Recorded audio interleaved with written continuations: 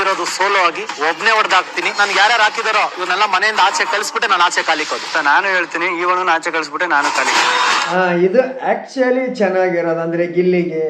ಇನ್ನು ಕಾದು ನೋಡಬೇಕು. ಈ ವಾರ ಸಂಡೇ ಬಂದಿರುವ ಫಸ್ಟ್ ಪ್ರೋಮೋವನ್ನು ನೀವು ಸಹ ನೋಡಿದ್ದೀರಿ ಅಂತ ಅನ್ಕೊಂತೀನಿ.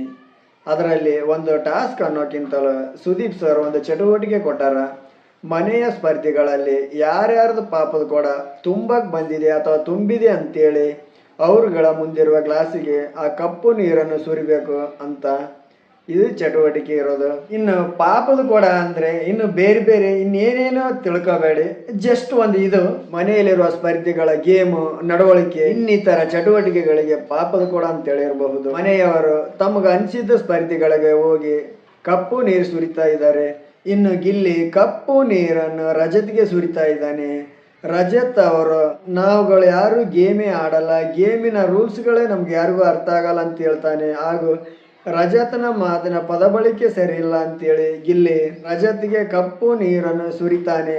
ಇನ್ನು ರಜತ್ ಹೇಳ್ತಿದ್ದಾನೆ, ನಾನು ಬಂದಿರೋದೇ ಸೋಲೋ ಆಗಿ, ಇಲ್ಲಿ ನನಗೆ ಯಾರ್ಯಾರು ಕಪ್ಪು ನೀರು ಹಾಕಿದ್ದಾರೆ, ಯಾವ್ಯಾವ ಕಾರಣ ಕೊಟ್ಟಿದ್ದಾರೆ ಅವ್ರನ್ನೆಲ್ಲ ಮನೆಯಿಂದ ಆಚೆ ಹಾಕಿ ನಾನು ಹೋಗ್ತೀನಿ ಅಂತ ಹೇಳ್ತಿದ್ದಾನೆ ರಜತ್ ಸುದೀಪ್ ಸರ್ ಮುಂದೆ. ಆಗ ರಜತ್ನ ಮಾತಿಗೆ ಗಿಲ್ಲಿ ಉತ್ತರ ಕೊಡ್ತಾನೆ, ಸರ್ ಅದರಂತೆ ಈ ಅಣ್ಣನ ಆಚೆ ಹಾಕಿ ನಾನು ಹೊರಗೆ ಹೋಗೋದು ಅಂತೇಳಿ. ಇದು ಆಕ್ಚುಲಿ ಚೆನ್ನಾಗಿರೋದಂದ್ರೆ ರಜತ್ ನೋಡಿ ಎಲ್ಲ ಹೊರಗಡೆ ನೋಡ್ಕೊಂಡೇ ಹೋಗಿದ್ದಾನೆ.